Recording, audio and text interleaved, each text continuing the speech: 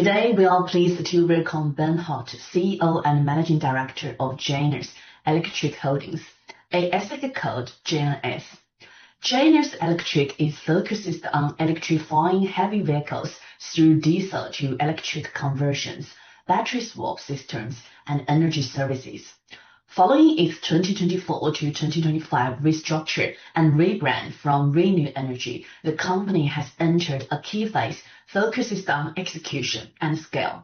Ben joined Janus in January 2026 at this important stage, leading its next phase of growth and value creation. Ben, welcome and thank you for joining us today.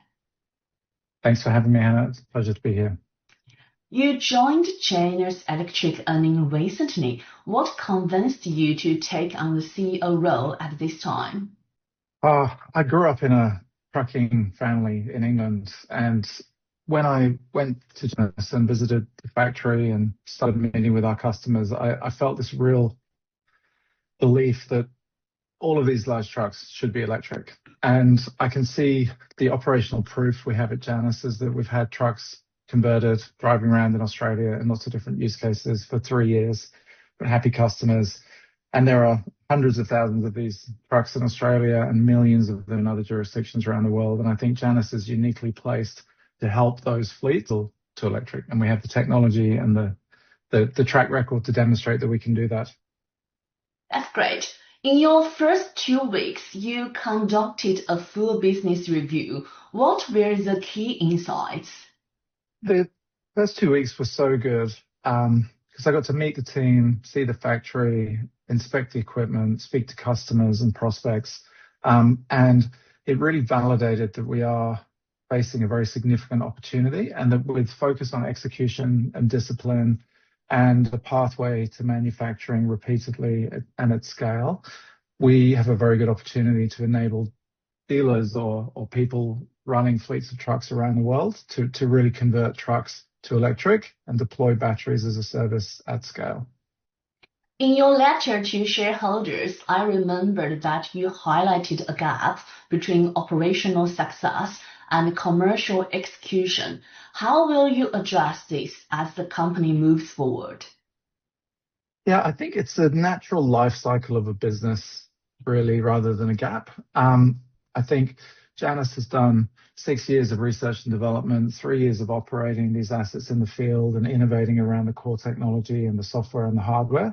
I think now we're at the stage where we can start to sell and distribute and enable others to adopt our technology, adopt the swappable batteries, and we're partnering with infrastructure providers and others to do these things, not just here in Australia, but elsewhere in the world.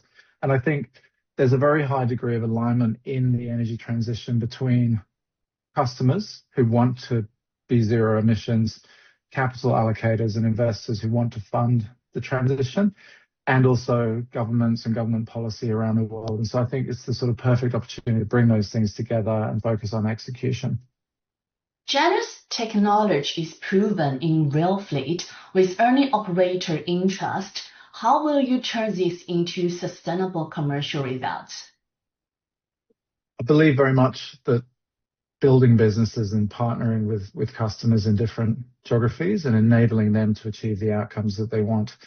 In our customer subset, we operate now in North America and Canada with core customers there, where there's a very, very supportive policy environment for decarbonisation.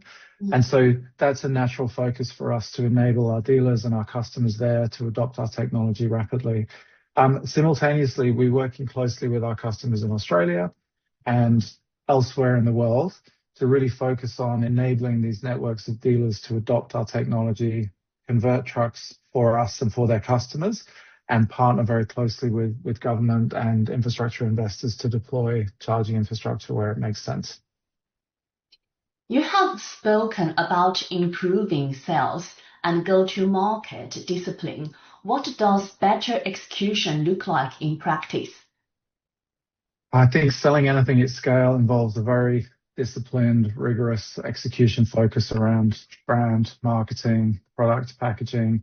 And I have a history in building distributed software-focused businesses in the energy transition. And I think we'll roll out the same playbook for this that we did in my other businesses.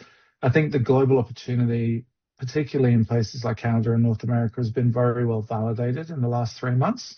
And I think the opportunity to enable dealer networks and core customers in markets that are much bigger than Australia is really, really focal for us today. And so I'm excited to be on that journey and pushing things forward, but it really is execution, discipline, and sales and marketing focused on core customers in markets where the policy is supportive. Let us talk about execution. You have focuses on cost control and capital discipline. How important is this for the company's next growth phase? Controlling costs and spending money on the right things is always super important. I'm confident that we have a very solid, lean operating cost base, and I bring rigor around execution and automation and systematization and digitization. I think one of the things that'll be really important for us is that we will spend money on growth and on people and on systems and process and technology to enable particularly our dealer network and enable us to manufacture product to meet demand. And that's the journey that we're on, but we will invest subsequent to orders. So it'll be revenue focused growth, not large scale capital growth. The other initiative that'll be really key for us is partnering with capital allocators who want to fund infrastructure so we can run Janus as a capital light, tech focused sales and dealer enablement business and fund the infrastructure with a different type of capital partner who looks for infrastructure returns over the 10, 15-year life cycle that these assets have. So we're very excited about that. As commercial activity grows, how will you place investment in manufacturing systems and partnerships given funding and customer demand? We will fund growth from customer demand. So it all starts with customer demand, and you will have seen some good announcement recently about California, which is phenomenally interesting in that the one port in California where we have our first customer and our first dealer, which is just south of Los Angeles, has 26,000 trucks that all need to be zero emissions within 3 years. And the Californian government is going to subsidize those conversions. So for us, that's a ginormous opportunity which deserves some focus. And as that order book grows, we will build manufacturing capability and scale to support that. Janus has also disclosed a strategic relationship involving investment and regional expansion. How should investors view its current status within your capital discipline framework? It's natural that for a business like Janus, regional or national franchises or joint ventures or capital partners to fund growth in specific regions will be a natural part of our evolution. And we see that as something that will happen. I am focused very much on finding the right operational and capital partners for different pieces of our business in different geographies. And we have significant interest from partners in different places around the world to do that. But it's all led by customer need, customer demand, and supportive policies and opportunities in specific places. How should investors view Janus' long-term value as it moves from validation to execution?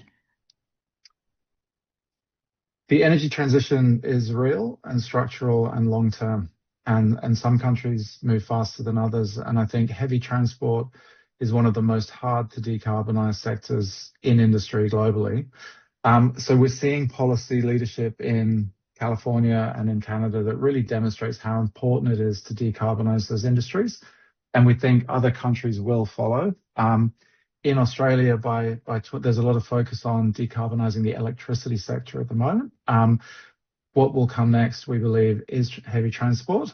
And so by 2030, if people are on track, decarbonizing heavy transport will be the single biggest climate priority in this country, and we're very well positioned to support that. Our objective is to support countries and operators and customers in different jurisdictions around the world to decarbonize their fleets as soon as they're ready, and we will be well positioned to support that. Last question from me. As a new CEO, what key message would you like to leave with shareholders and stakeholders? I've seen firsthand that the technology we've developed at Janus works and is repeatable and scalable. And I believe very much that this is a long journey and that energy transition is a long journey. I've spent the last 7 years involved in it from a different perspective. And I'm very excited to be back in transport, helping decarbonize one of the most challenging parts of the ecosystem. And I think together with our partners and our customers, we can leave a good legacy for our children that we've made a difference. And personally, I think electric is better. I've driven an electric car for 3 years, and it's just better. And it's the same with electric trucks. And so I think we have a phenomenal opportunity to really help everyone's lives be better, whether it be the drivers, the fleet operators, governments, customers, like everything should be electric. And I think that's what we're working to do here. Thank you so much. This is the end of our interview. Thank you for your time today, and we wish you all the best moving forward. Thanks for having me. It's great to meet you. Thank you.